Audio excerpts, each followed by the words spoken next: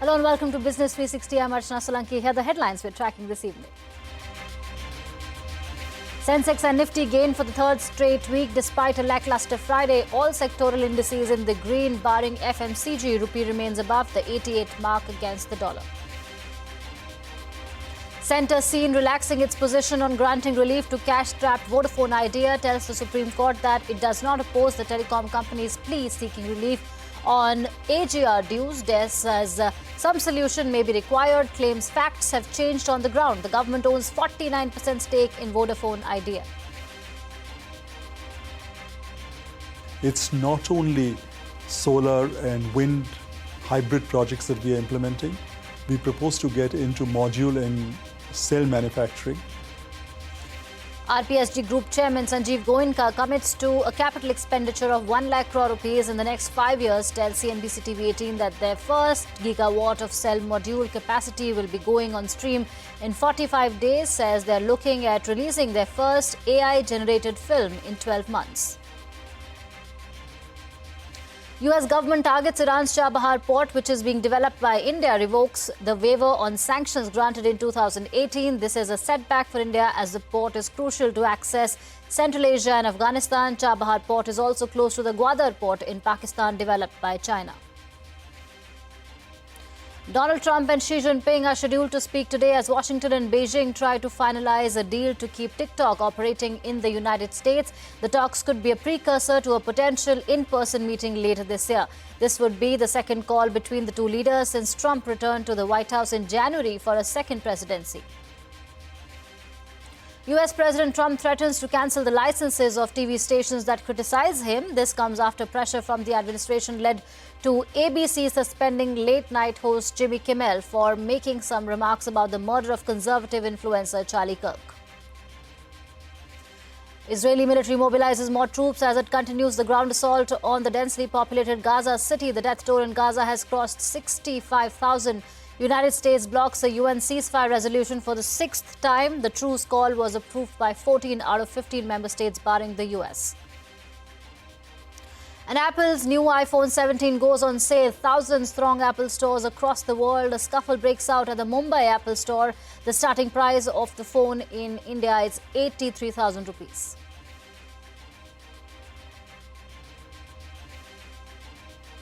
All right, let's start with the day's market action. Sensex and Nifty gained over 1% this week despite a lackluster Friday. Both indices lost less than 0.5% today. In the last 3 weeks, Sensex and Nifty have gained 4%. All sectoral indices, barring FMCG, gained this week. In the money market, the rupee gained some strength against the dollar but remains above the 88 mark. 10-year bond yields softened in trade today. And several listed entities of the Adani Group surged in intraday trading session today. This after market regulator SEBI gave a clean chit to the group on some allegations by US-based short seller Hindenburg Research. The group added nearly 70,000 crore rupees in market capitalization, taking its overall valuation to around 14 lakh crore. The SEBI order details that it found no violation of laws, fraudulent practices, market manipulation or insider trading. In a post on X, chairman of the group, Gautam Adani said, and I quote, SEBI has reaffirmed what the group has always maintained, that the Hindenburg claims were baseless, end of quote. And the big story we are tracking this evening, shares of Vodafone Idea surged after the government relaxed its position on granting relief to the cash-strapped telecom player. The government has told the Supreme Court that it does not oppose the telecom company's plea seeking relief on AGR dues. Remember, the government owns 49% stake in Vodafone Idea. Ashmit Kumar is here with more details on this hearing. Ashmit, what are you picking up?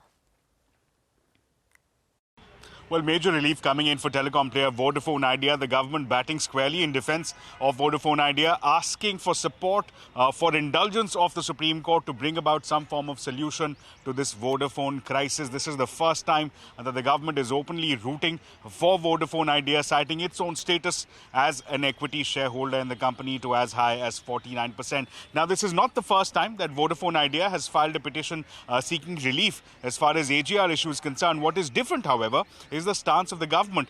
Previously, the best that Vodafone Idea got, like in the month of May, is the DOT, is the government being neutral, neither batting for or against any such relief, leaving the matter to the wisdom of the court. And as we've seen previously, the court had rejected previous such applications. Now, however, for the very first time, the government is squarely batting for relief, saying that they are equity shareholders. The facts on the ground have changed, that the situation demands some kind of solution, some kind of intervention, that the government is willing to work on some form of solution to address this issue of Vodafone Idea. The concern, of course, being that Vodafone Idea is a part of its petition saying that if this relief is not granted, it will threaten the existence. The company will go under. So clearly, relief being asked for by centre in favour of Vodafone Idea. The Supreme Court for now willing to hear the DOT, willing to Vodafone Idea further. The hearing, we understand, will resume next week on Friday. Right, thank you, Ashmit, for that update. And sticking with court hearings, the Supreme Court judge has recused himself from hearing a PIL against Vedanta, Hindustan Zinc and Vedanta Resources over alleged financial irregularities and regulatory violations. The petition cites a report by US-based financial research group Viceroy Research. The report alleges that the companies are draining listed entity Vedanta via disproportionately large dividends and artificial brand fees. The case is now expected to be listed before a fresh bench in the Supreme Court for further hearing.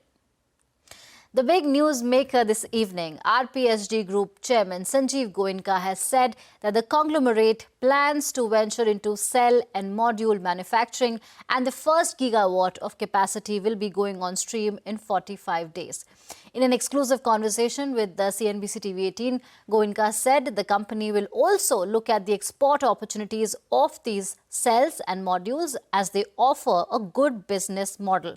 He also exuded confidence about achieving a market cap of 2 lakh crore rupees and committed a capex expenditure of nearly 1 lakh crore rupees in the next 5 years. Speaking on the future revenue streams for the group's entertainment subsidiary Saregama, Goenka said that the conglomerate will ride the artificial intelligence wave by venturing into AI-generated video content.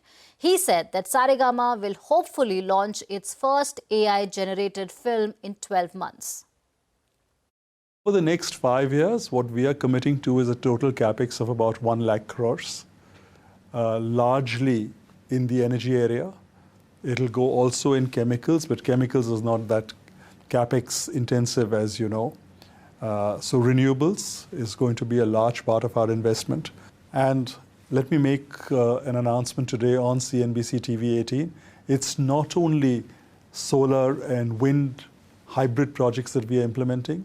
We propose to get into module and cell manufacturing.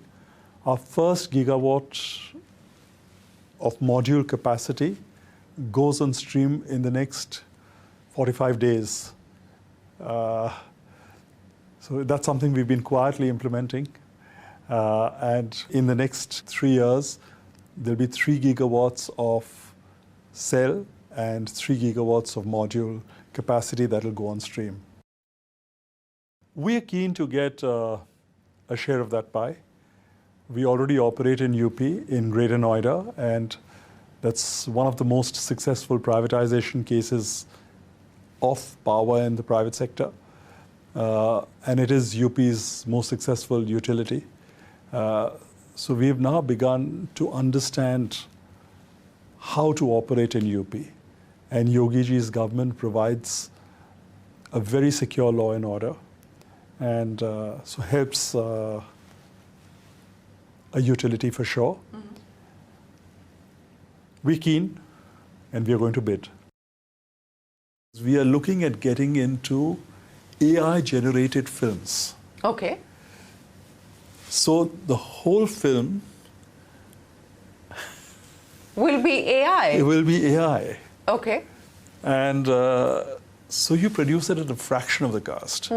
So the whole entire film, so the scripting is normal. Everything is normal. That's still people. That's still people, but the whole production and the whole casting is AI. So there won't be any actual actors? No. And will we see the first AI film being released? Hopefully in 12 months. In 12 months? Hopefully. And you can catch the entire conversation with RPSG Chairman Sanjiv Goenka at 4:30 and 10:30 p.m. right here on CNBC-TV18. The other big story, in a bid to ramp up pressure on Iran, the US government is targeting the Chabahar Port in the country, which is being developed by India. The Trump administration has revoked the waiver on sanctions granted in 2018. This is a big setback for India as the port is crucial to access Central Asia and Afghanistan. It's also a hub that links India with Russia and Europe. Parikshit Luthra is here with more on this. Parikshit, please take us through what this means for India and India's maritime security and trade. Well, the Chabahar port is important because it has been India's major strategic and geopolitical counter to China's Belt and Road Initiative. And this has been a gateway to Iran and Afghanistan as well. It is located 140 kilometers from Pakistan's Gwadar port, which is operated by China. India had proposed to develop the Chabahar port for the first time in 2003. India's vision was to build Chabahar as a major regional and international hub for humanitarian purposes and movement of goods. India and Iran signed a MOU in 2015 to develop the Shahid Beheshti port at Chabahar, Iran.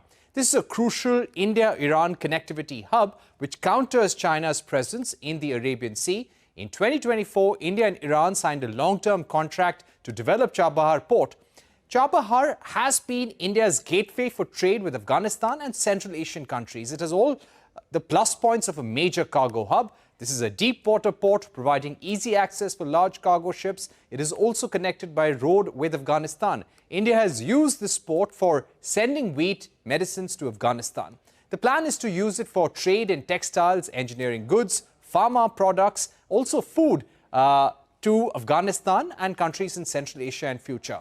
Chabahar serves as a key hub in the international north-south transport corridor linking India with Russia and Europe as well. India had pledged investments of $500 million in Chabahar in 2016. In 2024, India said it will invest around $120 million in the Shahid Beheshti port in Chabahar. A credit window of $250 million has been provided for infrastructure upgrades, and India has already supplied port equipment worth about $24 million to develop the Chabahar port. All right. Thank you, Parikshit, for that update and the important developments as far as the U.S. is concerned. Shifting focus now, U.S. President Donald Trump has wrapped up his visit to the United Kingdom. The U.K. rolled out the red carpet with lavish ceremonies at Windsor Castle. At a joint press conference with Prime Minister Keir Starmer, Trump criticized Russian President Putin for letting him down over Ukraine. He also condemned European nations for buying Russian oil and suggested Russia might settle if oil prices fall.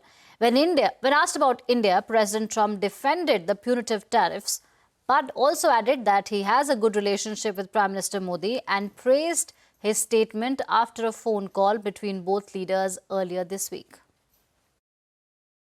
When I found out that the European nations were buying oil from Russia, and as you know, I'm very close to India. I'm very close to the Prime Minister of India. I spoke to him the other day, wished him a happy birthday. We have a very good relationship. He put out a beautiful statement too. But I said, I sanctioned them. China is paying a very large tariff right now to the United States. But I'm willing to do other things, but not when the people that I'm fighting for are buying oil from Russia. If the oil price comes down, very simply, Russia will settle. President of the World Economic Forum, Borg Brent, believes that the trade challenge between India and the US will be solved within weeks. In a fireside chat at the PAFI Annual Forum, he told Shirin Bhan that both Washington and New Delhi are keen on a resolution soon. He also flagged weak foreign direct investments into emerging and developing economies. You're coming to New Delhi via Washington, D.C. Do you come bearing good news, Borge Brende, for the India-US relationship? I think yes. I think that challenge will be solved in the coming weeks. My impression also when I was in Washington, D.C. was that they're serious about finding solutions, and with the people and the ministers I met here, I think it's the same approach. And of course the tariffs are the tariffs, but I think the most challenging tariff, the highest of all tariffs today, is uncertainty. President Donald Trump and China's President Xi Jinping are scheduled to speak today as Washington and Beijing try to finalize a deal to keep TikTok operating in the United States. The talks could be a precursor to a potential in-person meeting later this year. This will be the second call between the two leaders since Trump returned to the White House in January for a second presidency. President Trump has threatened to cancel the licenses of TV stations that criticize him. This comes after pressure from the administration led to ABC suspending late-night host Jimmy Kimmel. The administration alleged that Kimmel implied that the murder of American political activist Charlie Kirk was committed by a Trump supporter. Protesters have begun demonstrations across Los Angeles questioning the network's decision to indefinitely suspend Jimmy Kimmel's show. When asked about it, President Trump lashed out at the media and defended broadcast regulator Brendan Carr, who's being seen as the man behind the crackdown on late-night TV hosts. Well, I read someplace that the networks were 97% against me. I get 97% negative, and yet I won it easily. I won all 7 swing states, popular, I won everything. And if they're 97% against, they give me only bad publicity or press. I mean, they're getting a license. I would think maybe their license should be taken away. Israel has intensified its ground operations in Gaza City. The Israeli army is forcing tens of thousands of Palestinians onto coastal roads to drive them out of the Strip's main urban center. Gaza health officials have said that Israel's army has killed at least 16 Palestinians across the enclave since dawn. The United States has once again vetoed a United Nations Security Council resolution calling for an immediate and lasting ceasefire in Gaza. The resolution was approved by all 14 other council members. It also urged Israel to lift all restrictions on aid into the besieged enclave. The U.S. maintained that the resolution fails to condemn Hamas or recognize Israel's right to defend itself. And coming up next, Apple's new iPhone 17 goes on sale worldwide. A scuffle breaks out at the Mumbai Apple store. The starting price of the phone in India is 83,000 rupees.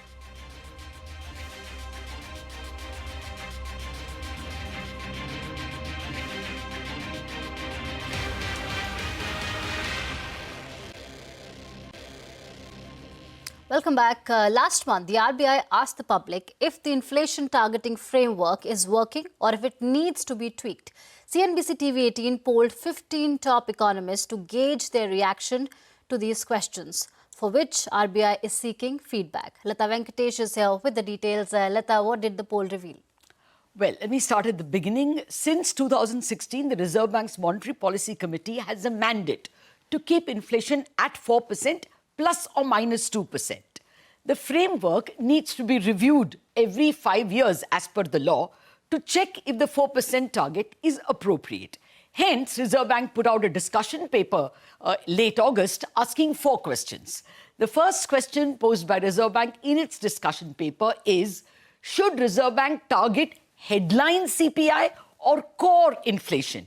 That is, inflation excluding food and fuel, since food prices in particular are driven by bad weather and not really controllable by interest rates. What did our poll say? 90% of those polled said Reserve Bank should stick to the headline inflation, since a target that excludes food would make no sense to the common man. Only one economist polled said Reserve Bank should target CPI inflation excluding vegetables. Now, the second question Reserve Bank asked was, should RBI retain the target at 4%? All the economists polled said yes, target should stay at 4.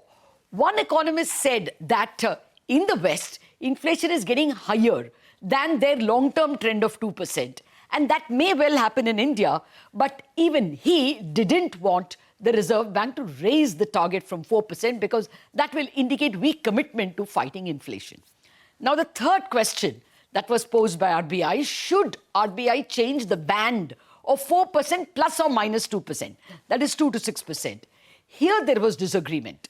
20% of those polled said the range should be narrowed to 3 to 6%. One of the dissenters even said that a target of 4.5% Plus or minus 1.5 would be ideal, but it would confuse so many people with all this 0.5. So maybe the range should just change to 3 to 6%. Finally, the question, should Reserve Bank abandon the point target of 4% and only keep the range? All respondents said no way. There should be a point and a range around it. Well, those were the Reserve Bank's questions. CNBC-TV18 additionally asked economists if the inflation targeting system has worked. All of them said a resounding yes. Going by this poll, looks like the current inflation targeting framework will continue as is even after March 2026. All right, thank you, Lata, for that comprehensive update. Shifting focus now, Apple's new iPhone 17 series is now on sale. Thousands crowded in long queues outside Apple stores across the world. The iPhone frenzy gripped India as well, with buyers queuing overnight in New Delhi, Mumbai, Bengaluru and Pune. A scuffle broke out at the Mumbai Apple store as thousands waited to enter. Security personnel were seen trying to handle the crowd. All 4 variants of the iPhone are available in India. Prices in India start at 83,000 rupees.